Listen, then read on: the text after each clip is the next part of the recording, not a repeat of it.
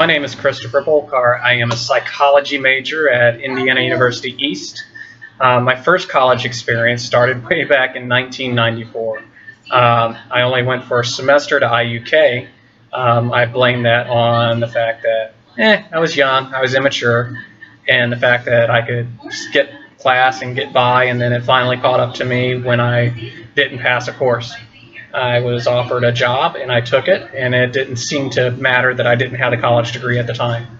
After that, I've worked at several different places and have found that a college degree is really what I truly want to pursue. Not only the fact that I'm now married, my wife has her bachelor's degree in nursing, so I'm kind of playing catch up. I also have two children. I have a son that's going to be 3 in October. I have a son that just turned 6 months old or earlier this week. So, I mean, to set a good example as a father, and then also to provide better for our family by gaining a college degree is truly important to me. 10 adjectives that would describe me. I would say I'm funny, but it's subjective. My wife often tells me that I'm not funny, even though while she's laughing, and I'm like, well, there's your proof, babe. If you're laughing, I'm hilarious. So sometimes it gets me in trouble. I tend to crack jokes. Sometimes when it's not really appropriate, but then again, I'm just a big kid at heart. I'd also say I'm tedious. When finishing a project, I want to make sure it's down to the finest tune of detail. When focusing on whatever the case may have been in my past careers, whether it was sales or anything like that, I was always quick to dot my I's, cross my T's to make sure I followed through to the letter. I would always under-promise a customer and over-deliver rather than leave something out. I'm typically happy. Most days I'm going to smile and try to make my day better. And if I can make somebody smile that wasn't smiling, it's like I won. I would tend to say I'm organized until I had children. Now my life is a little bit hectic, but it goes with the territory. But when I'm working on a project, I tend to have just stacks of different things that they just kind of go to where they're supposed to be, and I don't tend to work in a circle too often, but occasionally I do. I'm short. 5'6" isn't necessarily what you would call tall. That really hasn't hindered me. If anything, I've used it to empower me. I was probably the only short guy that in high school, this is 20 years ago, you have to remember that I could, at 5'6", grab the rim playing basketball, and yes, it was a 10-foot rim. I'm friendly. There hasn't been many people that I've met that I didn't enjoy speaking with. I'm the guy that goes in the grocery store and I see somebody that's looking at something, and I think it's time to have a conversation, and most people, depending on the time of day, are maybe a little bit put off of it, but you catch somebody at the right time and you've made a friend. I'm consistent. Typically when I say no, I mean no, and I'll tell you my reason why. I don't waver too much. This came into play with a job I had. I was a correctional officer, and and this kind of goes hand in hand with my next point of being a legalist.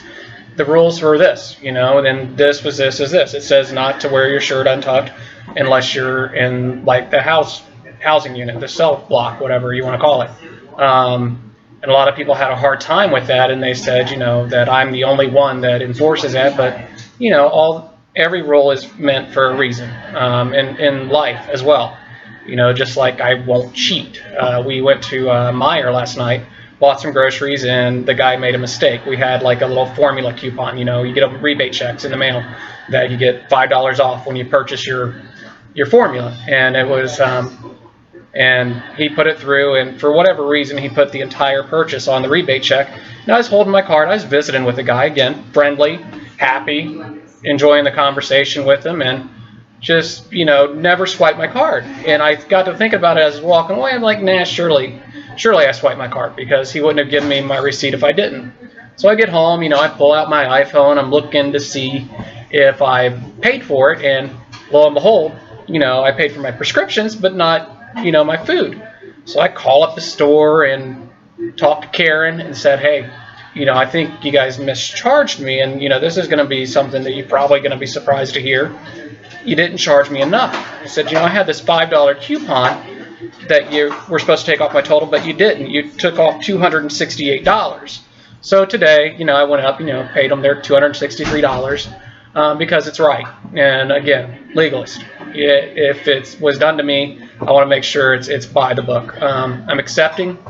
I usually tend to accept people for who they are and where they are in life, and not hold that against them. And knowing that, just because you're this way today doesn't mean you're going to be that way tomorrow. I'm forgiving.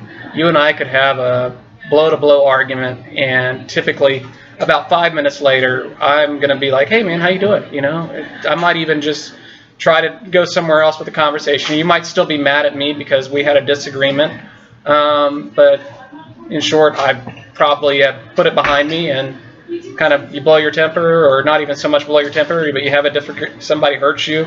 If they come to you immediately and say you're sorry, that's enough for me.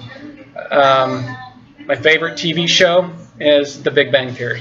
It's getting a little played out, but I really, really enjoy the humor of, even Sheldon just being just who he is, and, just watching how you got these nerdy guys that are really, really smart, and they have a hard time to adapting to just everyday life. And maybe they all have their kind of, idiosyncrasies that, you tend to see a little bit of yourself in these really nerdy guys that tend to make you want to try to be, more consistent. That and the fact, you got Penny, that's just, typical, like, I don't want to insult anybody, but she's the dumb blonde. And, she's involved with this really super smart guy, and it works. It shows that, if you just accept somebody where they are, you can learn a lot about yourself. I noticed earlier that one of the classmates, I don't remember his name, but he had mentioned something that might cause him maybe some troubles, would be that a lot of times I can be too tedious. I can tend to be a bit of a perfectionist.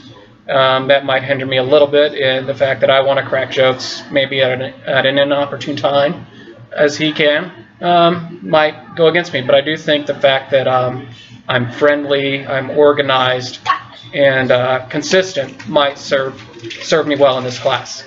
I typically don't have a fear of getting up in front of somebody speaking.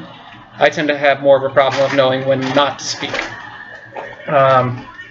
Something that is probably not well known about me, I mentioned earlier I was a correctional officer.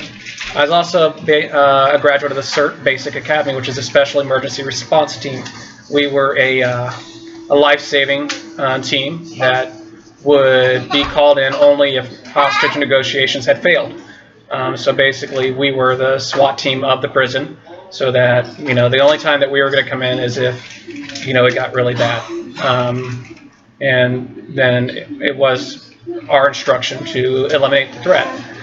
I enjoyed working there, but it was just hard for me, being a friendly person, not to consider everybody that I was around friend, because they were convicted criminals. I look forward to doing class with every one of you.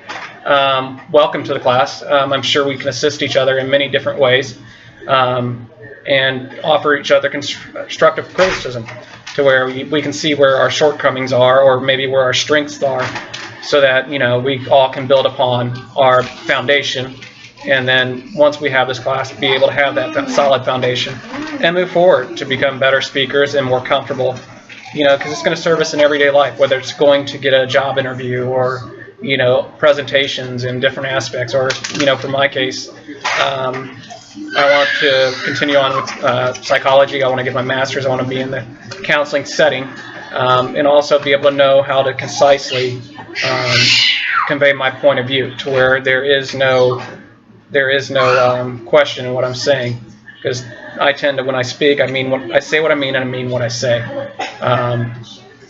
So all in all, good luck to everyone. It's been a pleasure, and I hope to hear more from you.